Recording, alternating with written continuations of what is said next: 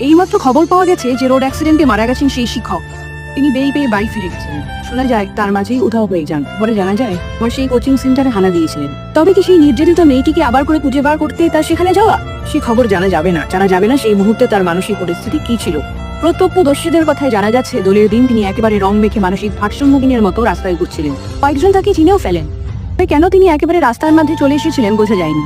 এটা কি আত্মহত্যা নাকি অ্যাক্সিডেন্ট এখনই বলা যাচ্ছে না। তবে এটুকু বলা যাচ্ছে যে শেষেরও এক আতঙ্ক। এই ঘটনা যেন নিদর্শন হয়ে থাকে সেই সব শিক্ষকদের কাছে যারা প্রকৃত শিক্ষক হয়ে উঠতে পারে। মৃতদেহ ময়নাতদন্তের জন্য নিয়ে যাওয়া হয়েছে হাসপাতালে।